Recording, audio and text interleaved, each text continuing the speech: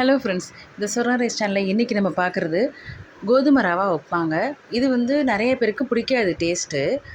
ஆனால் அதை நம்ம எப்படி டேஸ்ட்டாக செய்யலாம் அப்படிங்கிறத இன்றைக்கி பார்க்குறோம். அதுக்கு இந்த மாதிரி கூட ஒரு தண்ணி தக்காளி சட்னி வச்சு சாப்பிட்டிங்கன்னா ரொம்ப டேஸ்ட்டாக இருக்கும். இப்போ செய்முறைக்கு போயிடலாம். இப்போ இதுக்கு நான் ஒரு 3 டீஸ்பூன் 3லேருந்து 4 டீஸ்பூன் வரைக்கும் எண்ணெய் போட்டுக்கலாங்க. அது உங்கள் வீட்டில் என்ன எண்ணெய் யூஸ் பண்ணுவீங்களோ அதே பயன்படுத்திக்கலாம். இப்போ இதுக்கு ஒரு 1/2 டீஸ்பூன் கடுகு. இதுக்கு நான் இஞ்சிலாம் போடலைங்க. பச்சை மிளகாவோ இல்லை காரத்துக்கு காஞ்ச மிளகாவோ எதுவுமே போடல. ஏன்னா இது குழந்தைங்களும் சாப்பிட்ணும். அதே மாதிரி வயதான பெரியவங்க வீட்டில் இருந்தாங்க, அவங்களுக்கு ஏதோ நம்ம டாக்டர் சொல்லியிருக்காங்கன்னு சொல்லி கொடுப்போம்ல, அப்போ பிடிக்காமல் சாப்பிடுவாங்க. அது மாதிரி இல்லாமல் அவங்க பிடிச்சி சாப்பிடுங்கிறதுக்காக தான் நம்ம இந்த மாதிரி செய்கிறோம். அப்போ நீங்கள் உங்களுக்கு தேவைன்னா இன்னும் கொஞ்சம் கூட எண்ணெயை கூட குறைச்சிக்கோங்க. இப்போ இதுக்கு நான் உடச்ச உளுந்து 1 டீஸ்பூன், கடலைப்பருப்பு 1 டீஸ்பூன் அதுவும் போட்டு நல்லா இந்த மாதிரி ஃப்ரை பண்ணிக்கிறேங்க.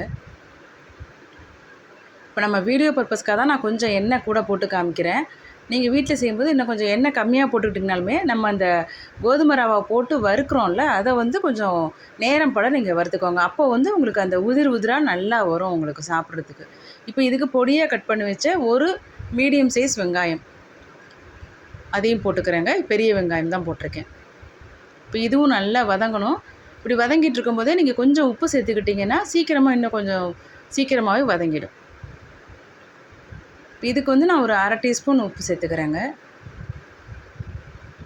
இப்போ பாருங்கள், இதான் உங்களுக்கு கோதுமை ரவா இப்படி தான் இருக்கும். தெரியாதவங்களுக்காக நம்ம இப்போ காட்டுறோங்க. இதுக்கு நான் இப்போ எந்த கப்பில் நம்ம கோதுமை ரவா அளக்குறோமோ அதே கப்பால் நீங்கள் இப்போ இது 1 போட்டிங்கன்னா தண்ணி 3 தண்ணி வைக்கணுங்க. அப்போ தான் அது நல்லா வெந்து வரும் உங்களுக்கு. இப்போ இந்த மாதிரி நல்லா இதிலேயே போட்டு நல்லா வதக்கிடுங்க. அப்போ தான் உங்களுக்கு சாப்பிட்றதுக்கு ரொம்ப ஒரு மாதிரி குழன்னு இல்லாமல் நல்லா ஒரு உதிரான கன்சிஸ்டன்சியில் வரும். ரொம்ப டேஸ்ட்டாக இருக்கும் சாப்பிட்றதுக்கும். இப்போ இதில் நம்ம காரத்துக்கு எதுவுமே போடலையே அப்படின்னு நீங்கள் நினைக்க வேண்டாம். இது ரொம்ப டேஸ்ட்டாக இருக்கும். நம்ம அந்த உப்பு மட்டும் சுவை போடுறதே அந்த தண்ணி சட்னி வச்சு சாப்பிடும்போது ரொம்ப நல்லாயிருக்குங்க. தைரியமாக நம்ம கொடுக்கலாம் குழந்தைகளுக்கும் பெரியவங்களுக்கும். இப்போ ஃபஸ்ட்டு இது இந்த மாதிரி நல்லா ஃப்ரை பண்ணிவிட்டு நீங்கள் தனியாக எடுத்து வச்சுருங்க ஒரு பிளேட்டில்.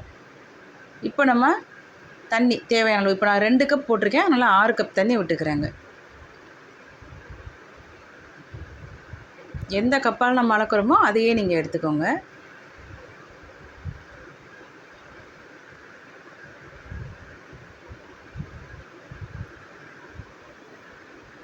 எப்போவுமே உங்களுக்கு கோதுமை ரவாவில் செய்கிறோம் உப்புமானாலே பசங்கள்லாம் அலறி அடித்து ஓடுதுங்க.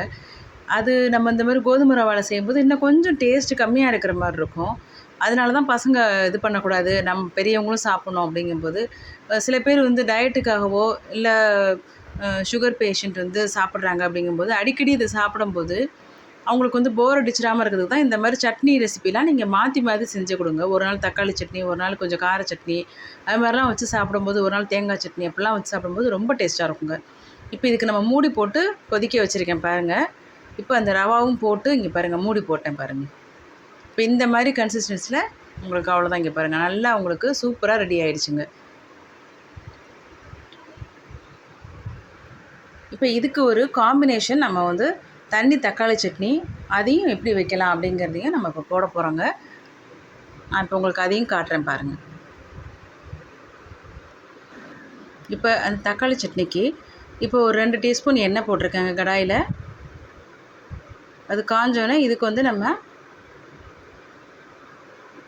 சோம்பு, அதுதான் தாளிப்புக்கு நம்ம பயன்படுத்த போகிறோம்.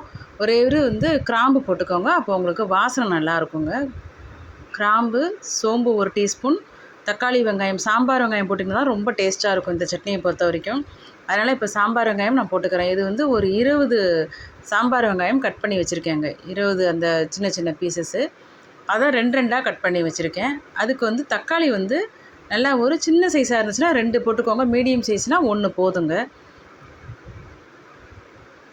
இது நல்லா வதங்கணும். நல்லா இதுக்கு ஒரே ஒரு காஞ்ச மிளகாய் கில்லாமல், அதாவது நம்ம பிட்டுட்டு போடாமல் அப்படியே போட்டிருக்கேன். ஏன்னா அப்போ தான் காரம் இறங்காது ரொம்ப. இருந்தாலும் அந்த ஒரு ஃப்ளேவர் மட்டும் நமக்கு கிடைக்கும், அதுக்கு தான் அந்த மாதிரி போடுறது. இப்போ இந்த அளவுக்கு நல்லா வதங்கப்பட்டுறணுங்க. அந்த தக்காளியெல்லாம் நல்லா மேஷ் ஆகி வரணும். இப்போ இதுக்கு தேவையான அளவு உப்பு அதையும் போட்டுட்டு நம்ம தண்ணியை மட்டும் ஊற்றிடுங்க.